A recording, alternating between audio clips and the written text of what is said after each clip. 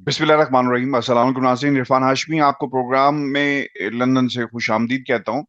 और लाहौर से मेरे साथ मौजूद हैं senior advocate supreme court of Pakistan हज़रत सदीक साहब। सर, बहुत शुक्रिया आपके वक्त का हज़रत साहब। मैं शुक्रिया क्या कहूँ आपको। बहरहाल वक्त तो देना है जी आपको, और आपको नहीं वक्त देना तो इरफान साहब किसको वक्त देना है। बड़ी मेहरबानी आपकी। मैंने आपको इसलिए आज जहमत दी है कि खान साहब की जो FIR वाला मामला है ना, अजहर भाई, ये एक रुक सा गया है। हमने जो मैन मेड SOPs हैं वो हमने देखे हैं कि किस तरह FIR दर्ज नहीं होती किसी भी आर्मी पर्सनल के खिलाफ। इसकी कुछ मिसालें मैं आपके सामने रख भी देता हूं। माजी में FIR दर्ज हुई हैं। अ, आपको याद होगा कि मोटरवे पर एक इंसिडेंट हुआ जिसमें कुछ आर्मी के लोग शामिल थे और उनका झगड़ा हो गया था मोटरवे पुलिस के साथ। मुकदमा दर्ज हुआ, FIR दर्ज हुई, और फिर उसके बाद उस FIR को सील कर दिया गया। पहले तो मसला ये था कि FIR दर्ज नहीं होगी, कौन होते हैं FIR दर्ज करने वाले, ये एक हमें नजर आया। माजी की एक एग्जांपल भी मैं आपके सामने रख देता हूं। सुप्रीम कोर्ट ऑफ पाकिस्तान का 3 रुकनी बेंच है। जस्टिस जवाद एस ख्वाजा, आपको याद होगा उसमें रिमार्क्स भी आए। मालाकंड के अंदर 35 जो हिरासती मरकज था, वहां से लोग मिसिंग पर्संस का मामला सामने आता है और फिर नायब सूबेदार के ऊपर FIR दर्ज की गई। लेकिन तरीकाकार ये था कि जो आपकी डिफेंस मिनिस्ट्री थी, ख्वाजा आसिफ साहब गालिबन उस वक्त, उनको हदायत दी गई और इसके ऊपर बाकायदा advocate attorney general of Pakistan ने भी ये कहा कि जनाब मुकदमा दर्ज हो सकता है। आ, कहीं ना कुछ ऐसी एक रेजिस्टेंस और फ्रिक्शन पाई जाती है कि मुकदमा दर्ज नहीं हो सकता। मसला यहां पर यह है कि अगर आप एक सादे कागज के ऊपर दरखास्त लिखकर आर्मी चीफ के नाम वो भेजते हैं और कहते हैं कि भाई आपका फलां बंदा किसी हरकत में, क्रिमिनल एक्टिविटी में मुलविस पाया गया, तो उसके खिलाफ कार्रवाई की जाए। फिर उनका एक इंटरनल प्रोसेस है जिसको आर्मी एक्ट के तहत देखा जाता है, परखा जाता है कहां पर स्टैंड करता है कि ये मुकदमा इस वक्त कहां पर स्टैंड कर रहा है। हमने देखा कि वज़ीर आला पंजाब मुनस इलाही के अपने बेटे के साथ जमान पार्क में मौजूद भी थे और फिर इसके ऊपर बाकायदा बात भी की जा रही है। और सुप्रीम कोर्ट जो आपके पीछे बिल्डिंग है, वहां से भी ये हुक्म अब जारी हो गया है। माजी में भी हुक्म सुप्रीम कोर्ट ने ही दिया था, अगर आपको याद हो। जस्टिस हम्म। जो जो एस ख्वाजा साहब के बेंच ने कि जाओ मुकदमा दर्ज करो जाकर। तो अब भी अदालत ने कहा है कि जाओ मुकदमा दर्ज करो, पूरी सपोर्ट मिलेगी IG आपको। तो सर बताएं कि मुकदमा का अंदराज और फिर किन बात क्या हो रही है, क्यों मुकदमा दर्ज नहीं हो रहा। अच्छा इरफान हाशमी साहब, हमारे यहाँ प्रॉब्लम यहाँ ये हो गई है कि हमारा जो कोड ऑफ क्रिमिनल प्रोसीजर है वो बड़ा क्लियर है।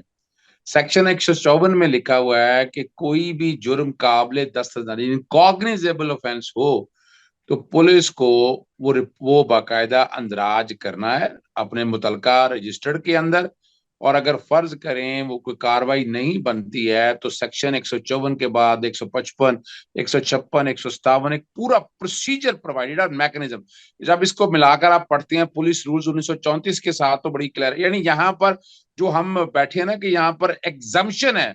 इवन हाईकोर्ट का जज हो, मैं एक बात कर रहा हूँ, हाईकोर्ट का जज हो, सुप्रीम कोर्ट का जज हो, अगर जो जुर्म करता है तो पर्चा तो होगा। हम्म। कहीं भी इम्यूनिटी नहीं है।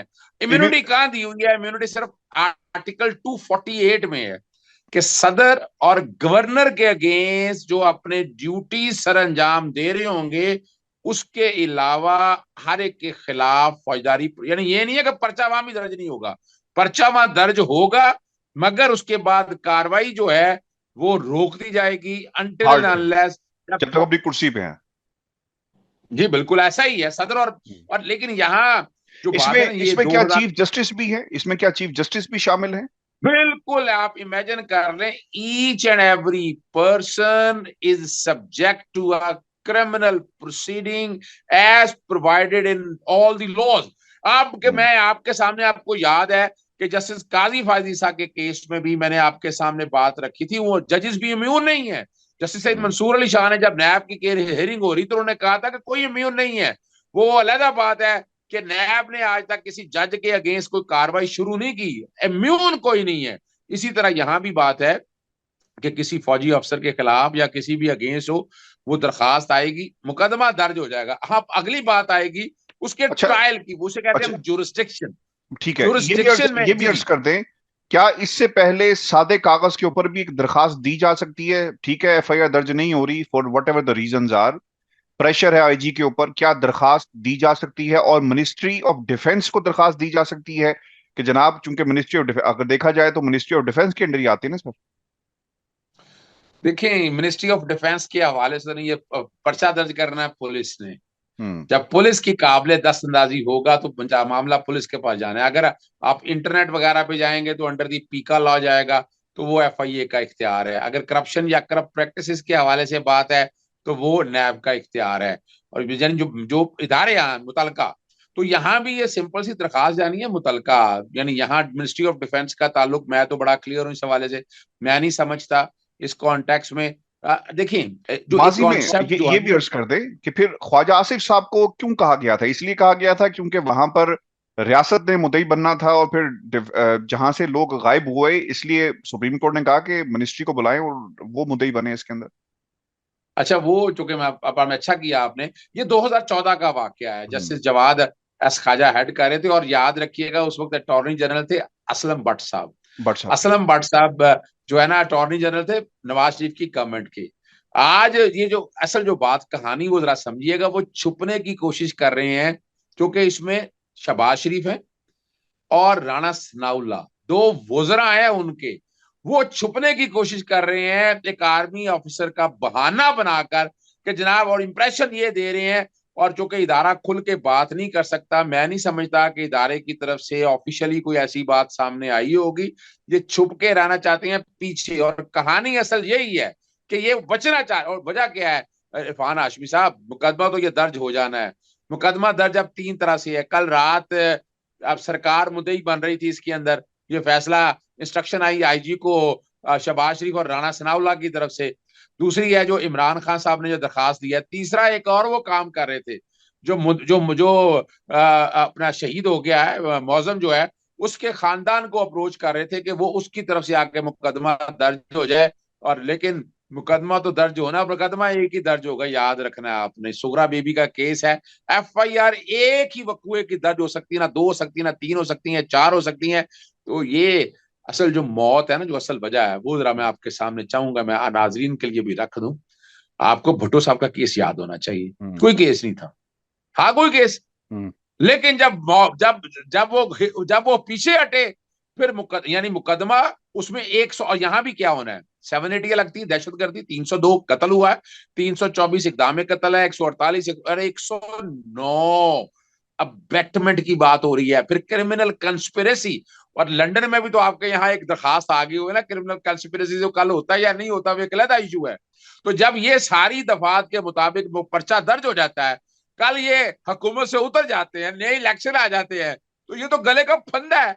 यानी जैसे मॉडल टाउन का फंदा आज तक उनके गले में पड़ा हुआ है, और ये किसी वक्त भी उसके अंदर सजा हो सकती है, तो ये वाला गले का फंदा है इन गवर्नमेंट के तीन खास तौर पर शहबाज शरीफ, राणा सनाउल्लाह, या बाकी लोगों के। तो कोई मुझे खुद बताएं, कोई ये फंदा इतनी आसानी से कबूल करता मैंने है मैंने तो छुपने की? मैं कल भी ये कहा था कि यहाँ पर मामला सिर्फ एक आर्मी ऑफिसर का नहीं है। यहाँ पर जो कोशिश की जा रही है, अच्छा, राणा सनाउल्लाह के नाम पर भी उन्होंने कहा चलिए ठीक है जी कर लेते हैं, लेकिन असल मसला था शहबाज शरीफ का। और आपने बिल्कुल ठीक कहा कि हुकूमत छुप रही है पीछे के, यार ये ना मत किया जाए, और रीजन ली जा रही है। सर, मैं आपको ऑन रिकॉर्ड बड़ी जिम्मेदारी से बता रहा हूँ, और आप इस सिस्टम को समझते हैं बड़ी अच्छी तरह, कि मिसिंग पर्सन का एक केस था, खातून ने एक मेजर का नाम लिखवा दिया अपनी दरखास्त के हाँ अंदर। पुलिस ने मुकदमा दर्ज नहीं किया, पर्चा दर्ज नहीं किया। मैं गालबन कल बात भी कर रहा था कि अगर नहीं करती ना करे, आप अदालत चले जाएं, अदालत हुक्म दे देगी। और यहां पर भी यही हुआ कि अदालत ने खुद ही कर लिया। अब उस खातून ने हाई कोर्ट का दरवाजा खटखटाया, जो आपके ऑफिस से ज्यादा दूर नहीं है। हाई कोर्ट ने ऑर्डर कर दिया कि चले मुकदमा दर्ज करो। भाई, मुकदमा क्यों दर्ज नहीं हो रहा? एसएचओ ने, वो एसपी साहब ने बुलाया एसएचओ को, यार दे दो मुकदमा, बगैर ऑर्डर देखे हुए, कि उसमें बकायदा एक इदारे के मेजर का नाम भी था। पर्चा दर्ज हो गया। फिर उनसे जो उनके साथ हाल हुआ, वो तो एक अलग कहानी है, लेकिन जो फोर्सेस थी वो बड़ी स्ट्रांग थी, और उन्होंने कहा कि भाईजान आपकी जरूरत कैसे हुई हमारे पे पर्चा देने की? अगर ये सिंपल इतना होता तो अजहर भाई अभी तक तो मुकदमा दर्ज हो चुका होता। ये मुझे अच्छा, इदारे से ज्यादा शहबाज शरीफ इसमें ज्यादा नजर आ रहा है सर, शहबाज शरीफ अच्छा शक्ल ज्यादा नजर आ रही है। अच्छा अच्छा, देखे ना, आपको पता है जो सामने होता है वो सच नहीं होता। हम्म। हम एक दूसरे के पीछे छुपने की बातें करते हैं, लेकिन मैं, let's be A devil's advocate, अगर हम दूसरी तरफ का रुख लें, मुकदमा दर्ज होके आज देर लगती है। मैंने तो ऐसे ऐसे मामले देखे हैं कि अदालतों ने मुकदमे दर्ज कराए हैं, 10 मिनट के अंदर पर्चे खारिज हो गए, अदालत के हम्म। हुक्म पे आने के बाद पर्चे खारिज हो गए, और आप वो धक्के खाते फिरते रहेंगे। और दूसरा देखिएगा, आम आदमी को समझना चाहिए क्या मुश्किल काम है। आप फर्ज करें पर्चा दर्ज नहीं होता, तो भाई इस्तगासा हो जाता है, कंप्लेंट, क्रिमिनल कंप्लेंट दर्ज, और उसमें जो जो नाम देने हैं दे दें। क्या हुआ था अपने मॉल्टन का सानी, आपको याद होगा कि बकायदा पर्चे इनके नाम थे, पर्चा दर्ज ना किया इन्होंने, वो सेशन कोर्ट के, सेशन कोर्ट ने ऑर्डर दिए, फिर हाई कोर्ट में ऑर्डर दे दिए। 22 से 22 बी की जस्टिस दरख्वास्त पर। जी जस्टिस बाजवा साहब मौजूद थे ना जी, उन्होंने अपना ऑर्डर दे दिए। तो पर्चा कब दर्ज हुआ? जनरल राहील शरीफ की इंटरवेंशन की और देखे वहां पर्चा दर्ज भी हो गया, इस्तगासा भी आ गया, लेकिन हम्म। आज तक मॉल टाउन के लवाहिकीन को इंसाफ नहीं मिल सका। सिर्फ एक छोटा सा इशू है, जेआईटी, ज्वाइंट इन्वेस्टिगेशन टीम ने, आप देखो वो इन्वेस्टिगेशन नहीं होने दी यार। अब यहां से अंदाजा लगा लें कि ये यहाँ का सिस्टम जो है ना, मैं रॉटन एग की तरह, मैं लफ्ज क्या इस्तेमाल करूं, कि ये कोई इतना आसान नहीं है। ये भी तो अभी तो इश्क के इम्तिहान, और अभी तक पर्चा दर्ज करने में इतनी बिल्कुल। दिक्कत आ रही है। अभी अगली एक ना। खतरनाक बात है इरफान जी। हाशमी साहब, वो है ज्वाइंट इन्वेस्टिगेशन टीम। वो क्या, वो कौन सी बना लेंगे आप, वो जो भी बना नहीं, लेंगे आप। मैं आपको ना इससे बड़ी बात आपके सामने रख देता हूँ, आप इसको एनालाइज करें और फिर सारे लोगों को समझाएं कि ये असल में। सर, इस मुल्क के अंदर ना खान साहब ने खैर मकदम किया है जुडिशल इंक्वायरी का, कि जी बड़ा जबरदस्त मामला और ये वो हो जाएगा। कानून आप बहुत अच्छी तरह समझते हैं। हमारे मुल्क के अंदर जुडिशियल इंक्वायरीज की लीगल हैसियत कोई नहीं है कि बतौर आप एविडेंस इस्तेमाल कर सकते हैं। अगर कर सकते हैं तो मुझे बताएं कि इरफान हाशमी साहब आप नहीं, गलत कह बिल्कुल। रहे हैं। नहीं कर सकते तो देखिए, सर फिर हमें क्यों, मतलब खान साहब आप उनके लेफ्ट राइट पे और माशाल्लाह उनकी टीम में, आप क्यों नहीं बताते खान साहब जुडिशियल इंक्वायरी हल नहीं है, मसला है कि यहाँ पर मैंने एफआईआर दर्ज कराई जाए। और आप एफआईआर में जोर लगाएं, जोर लगाएं कि जनाब मैंने इसको भी शामिल करें, इसको भी करें, चार नाम जिनका आपको शक, थोड़ा सा 5% शक है उनका नाम भी शामिल करें। लेकिन अच्छा जुडिशियल देखिए, inquiry sir, come on, judicial inquiry का तो श्रीलंकन क्रिकेट टीम पर हमला, मैं आई विटनेस हूं, मेरी आंखों के सामने हुआ, जुडिशियल इंक्वायरी बनाई हुई। सर क्या बना उसका आपके सामने है। और कुछ इसके नहीं। बाद मॉडल टाउन, सर कुछ नहीं होता, क्योंकि बाद में फिर ये बहस शुरू हो जाती है कि यार वो तो जज जो था उसकी, वो तो एक रिटायर्ड जज था, चले यहाँ पर हाजिर सर्विस जज भी आ जाए तो उसका आइन के अंदर कोई ऐसी चीज मौजूद नहीं है, कॉन्स्टिट्यूशन में, कानून के अंदर, किसी किताब में, कि वो एक बाइंडिंग होगी किसी के ऊपर भी। तो मेरा ख्याल है कि ये सिर्फ वक्त जाया करने की बात है। इंतहाई अहम नुकता, इंतहाई अहम अच्छा नुकता, आपने, कि एविडेंसेस गायब आप कर दिए गए, जाए वकुआ ये, सर एफआईआर दर्ज नहीं हुई, मेडिकल नहीं हुआ। और क्या खान साहब का मेडिकल होगा किसी सरकारी अस्पताल में, ये भी एक बड़ा सवाल है, क्योंकि कानून की नजर से आपको देखना पड़ेगा। अच्छा आपने बड़ी जबरदस्त बात कह दी। अब दो बातें तो अब मैं चाहूंगा ये बात पे, एक तो जुडिशियल कमीशन, तो जिस किसी ने मशवरा दिया, मैंने तो देखे पहले दिन ही एफआईआर का, और मैं देखें उस एफआईआर में मुझे मुझे आज भी ना कुछ एतराजात है, मेरी रिजर्वेशन है उसमें। हम्म। जो जो पर्चा दर्ज जो 3 सफ़ों की लिखी हुई है ना, मैं नहीं समझता उसमें, मैं, मेरी अपनी रिजर्वेशन है, मैं चूंकि अच्छा, क्रिमिनल लॉ जितना समझ, तहरीर हो गई जी है, जितना, मतलब जो तहरीर आ गई है, ठीक है, मुझे एक बताया था कि जी जो तहरीर नहीं, ठीक तहरीर, हो। जी। जी बिल्कुल तहरीर आ गई है। मैं समझता हूँ उसमें कई सुकम मौजूद हैं, क्योंकि वो एफ आई आर है ना, तो एफ आई आर इन्वेस्टिगेशन की स्टेज पे जानी है। और यहाँ मिसाल के तौर पर आपके वजीर आजम ने कहा कि जनाब जुडिशियल कमीशन, अगर वजीर आजम मांग रहा है, इसका मतलब क्या है? मिट्टी पाव वाली गाल है ना जी, आप जरा यही से समझ लेना, कि ओके, अगर चलो जी। वजीर आजम मांग रहा है और वो कह रहा है कि पूरे का पूरा सुप्रीम कोर्ट बैठ जाए, अब भाई तुम्हें कानून तो सीख लो, आइन तुम्हें आता नहीं, ऐसी बातें करते हो जैसे काउंसलर की तरह होते हो। आर्टिकल 90 91 कहाँ गया, मुस्तफा इम्पैक्ट कहाँ गया, फेडरल गवर्नमेंट कहाँ गई, और सुप्रीम कोर्ट क्यों बनाएगी, कमीशन क्यों बनाएगी पूरे बेंचों का? भाई वो सीधी सी बात को 184(3) में दरखास्त आ जाए तो समझ में आती है। ये बेसिकली एक मिट्टी डालने की, और आपने बड़ी अहम बात की है। आप जरा जरा मुझे सिर्फ इतना बता दें, पर्चा दर्ज नहीं है, वो कातिल को किस कैपेसिटी में आपने अपने पास रखा हुआ है? मेडिकल नहीं हुआ चौबीस सर, घंटे 24 इलीगल मेडिकल डिटेंशन भी हो। हो जाए, हम्म। 24 घंटे से जायद आप मुजरिम को नहीं, मुलजिम को नहीं रख सकते। हम्म। मजिस्ट्रेट के पास पेश करना है, रिमांड लेना है, आज याद रख लें। और कमाल की बात है, उस चीज को भी सामने रख के आपने कुछ नहीं किया। फिर अगली बात बड़ी जबरदस्त है, क्राइम सीन प्रोक्योर, यानी मिसाल के तौर पर क्या एम्प्टी बुलेट्स उठाए आपने? क्या खोल उठाए उसके आपने? जो जो जो वो बुलेट कह गई रहे है, जो जाके लगी 12। है, और जो मरियम ने वो बैठ के कार्टून सा बच्चे का लगा के बेवकूफ भाई, वो सुराख हुए हुए बकायदा कंटेनर के अंदर चले जाएं, जो ब्लड के स्टेन है वो उठाया या, और फिर आसपास की बिल्डिंगों से जहां से फायरिंग हुई है कि 47 के हवाले से आपने वो सारा किया। तो यहाँ जो क्या बात करेंगे आप, यहाँ तो हाँ, क्या अपना अपना लहू किसके हाथ पे तलाश करूं, सारे शहर ने दस्ताने पहने हुए हैं। तो ये तो एक बड़ी तकलीफ दे बात है ना। तो अच्छा, दूसरी तरफ इस ये भी तरह के हाई बताएं। प्रोफाइल केसेस में यही हाल होता है। हाँ देखिए, एक बकायदा टैंकर लाकर बेनजीर के जो जाए वकुआ था, क्या किया गया था, धो दिया गया। तो यहाँ पर सारे मिलकर, यानी मुकदमा दर्ज नहीं हो, जिस मुल्क में साबिक वजीर आजम पर कातराना हमले का मुकदमा दर्ज नहीं होगा, तो सर उसमें आप और मैं तो इंसाफ की जो बात है ना वो भूल ही जाएं। अच्छा, ये तो इसमें एक जी जी और भी बात बड़ा करें। एक इंतहाई अहम नुक्ता है कि पंजाब हुकूमत, आईजी पंजाब को तो नौकरी मिल गई थी। वो खैर कल शाहीन सबाई साहब ने उसको ट्वीट भी किया और फिर शेयर भी किया कि वो देखें, इसको तो, हमारे आईजी साहब को तो नौकरी मिल गई है। और उसका जिक्र आज सुप्रीम कोर्ट में चीफ जस्टिस साहब ने भी कहा कि आपकी कारकर्दगी के इंटरनेशनल चर्चे हैं। तो वो कहते हैं जी, ए पे है मेरा इस्तीफा, मैं जा रहा हूँ जी, आपस में लड़ते रहे, मेरा इससे कोई ताल्लुक नहीं है।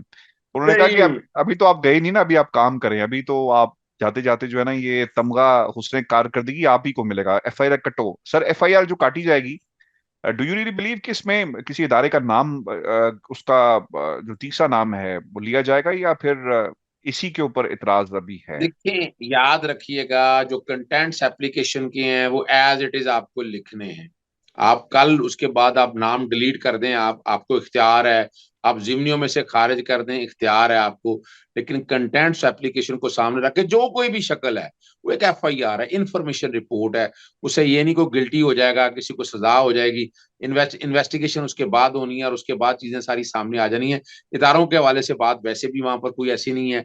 और याद रखिएगा, अल्फाज पे, यानी ये अल्फाज जिस तरह किसी के भी है ना, अल्फाज कई दफा होता है स्याही पड़ जाती है। मैं बड़ी जबरदस्त बात बताऊं, एक अंदराज मुकदमा की दरखास्त दी ना, तो किसी ने वो जो लफ्ज काबिल इतराज थे ना, उसमें स्याही डाल दी। अब मैंने कहा जी, मैंने तो पर्चे की दरखास्त, उन्होंने कहा ये आपकी दरखास्त है, ये ले। कहाँ है ये जो आप कह रहे हैं? ये तो खुद आपने स्याही डाली हुई है। वो एक अलग बात है, वो कहानी हम वो ढूंढते रहे, पूछते रहे, वो एक अलग बात है। आपको पता है पुलिस के निजाम में बड़े सुकम मौजूद है। लेकिन पुलिस मैंने ऑर्डर मैंने एक मशवरा दिया है किसी साहब को। मैंने कहा ये जो तहरीर जिसका आपने भी हवाला दिया, कि जब भी तैयार हो तो किसी पुराने मुहर्रिर से ये तहरीर लिखवाई जाए। उन्हें पता होता है बिल्कुल। कि हमारे पास कानूनी नुक्ते क्या हैं, हमने किस तरह किसी को जेर करना है, या क्या इसका कोई तोड़ तोड़ ना निकले ना। मेरा ख्याल है खान साहब को किसी पुराने मुहर्रिर को बुलाकर, जिसे कहते हैं ना कि बहुत ही कोई एक ऐसा जो इनका चलता हुआ पुर्जा हो, जिसे कानून का पता हो, जो थाना कल्चर को जानता हो, इन्वेस्टिगेशन के तमाम स्फीयर्स को बेहतर समझता हो, ये सर उससे लिखवाई जाए, किसी माजत के साथ किसी वकील से ना लिखवाई जाए।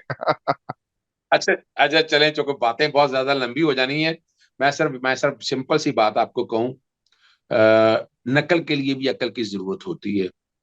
और यहाँ ये बड़ी इंपॉर्टेंट चीज होती है। एफआईआर का रोल किसी हद तक ये होता है, फर्स्ट इंफॉर्मेशन रिपोर्ट है और फर्स्ट हैंड इंफॉर्मेशन देनी है। अगर उसमें आप झूठ बोल जाएंगे, को मसाइल पैदा कर देंगे, तो फिर दिक्कतें रहेंगी उसके अंदर। हम्म, हम्म। और इसके अच्छा, अंदर मैं जो समझ। ये जाते जाते ये भी बता दें, तीन नाम आ गए जो खान साहब ने कहे हैं, नामजद हो गए सब। उसके बाद इंस्टीट्यूशन की हद तक सर क्या होगा? फिर कमांडिंग ऑफिसर को लिखा जाएगा शामिल तफ्तीश करने के लिए, क्या होगा? क्योंकि इसमें तो कमांडिंग हाँ, ऑफिसर उसके आई बाद बिलीव देखिए ना, लेफ्टिनेंट मेजर जनरल साहब हैं, तो फिर इनके कमांडिंग ऑफिसर जिनको ये देखिए ना, रिपोर्ट अब करते हैं। यहाँ पर बड़ा वाजे आ जाएगा, जब वो आ जाएगी ना एफआईआर, तो इससे आगे ज्यादा कॉम्प्लिकेशन शुरू होंगे। यही सोचने वाली बात है कि वहां पर आपने अगर इन्वेस्टिगेशन करनी है, तो वो कहेंगे जनाब आर्मी एक्ट के तहत हमारे पास भिजवा दें। अगर ये वहां चलेगी, तो वहां क्या हाल होगा इनका। तो ये नहीं जिस किसी उनकी, को भी जरा समझनी चाहिए थी, मैं बिटवीन द लाइन बात कर सकता हूं। यानी इसके इम्तहान और बहुत पड़े हैं। यानी अगर आपने नाम लिख के ही अगर आप कहें कि आप वो रिजल्ट ले लेंगे, तो मैं नहीं नहीं मुमकिन है। समझता। नहीं यानी इतना आसान काम नहीं है, नहीं अभी तो सर, सिर्फ मैं आपकी एफआईआर नहीं हो रही है। आपका आपकी जो बिटवीन द लाइन थी, मैं उसकी एक आपको पब्लिक डोमेन में जो इन्फॉर्मेशन पड़ी है वो दे देता हूँ। आईएसपीआर की प्रेस रिलीज आ गई है और उस पर उन्होंने कहा है कि हमारा एक इंटरनल निजाम मौजूद है जिसके ऊपर हम भरोसा रखते हैं, और अगर कोई शख्स इन्वॉल्व हो तो हमें अपने सिस्टम पे यकीन नहीं। आईएसपीआर ने अपनी प्रेस रिलीज में ऑलरेडी कह दिया है जिस दिन खान साहब बात ने खत्म तीन हो नाम जो नाम लिए थे। तो मेरा ख्याल है कि कहानी जो है वो खत्म हो जाती है, फुल स्टॉप लगाएं। बात खत्म। और मैं देखे ना, मैं नहीं उलझना चाहता। हमें इससे आगे चलना चाहिए। याद रख, मैं एक और बड़ी जबरदस्त बात बता दूं आपको। आप एफआईआर दर्ज करा देते तो उसके हम्म। बाद कोई भी नाम हो किसी स्टेज के ऊपर आप ऐड कर सकते। तिम्मा बयान आना है, नाम ऐड हो जाना आगे। और आप देखें, ये लेट्स बी डेविल्स एडवोकेट। देखें, आपको इस निजाम में बड़ी चालाकी के साथ खेलना होता है। याद रखिएगा, सबसे पहले जो हमने उस्ताद से पूछा है ना, वो कहते हैं भाई पहले एफआईआर दर्ज करा लो। उसमें कोई जमा तफरीक करनी है, ततीमा बयान पड़ा है, शहादतें लगाकर रिकॉर्ड में कल आप ऐड आउट कर लें आप। यानी इनको आगे लेके जा, और वक्त जाया नहीं करना चाहिए। हमें यही हम्म। सिखाया गया है, वक्त नहीं जाया करना चाहिए। यानी अपने वक्त जाया करके आप क्या डिसएडवांटेज है। क्राइम सीन पे सारी चीजें निकल गई, इन्वेस्टिगेशन हम्म। हो नहीं सकी, नहीं हो सका, तो ये वो मसाइल हैं जो बड़ी दिक्कत कर सकते हैं जी। बहुत शुक्रिया। आज़िज़ सदीक साहब हमारे साथ मौजूद है पाकिस्तान से। इजाजत दीजिए, अल्लाह ने